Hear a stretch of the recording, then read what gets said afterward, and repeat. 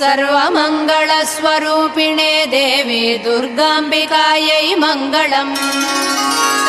मङ्गलम् कनकाम्बरधरे मङ्गलम् विजयाचलवासिने सर्वगुणसम्पूजिते देवी नित्यम् भवतु मङ्गलम्।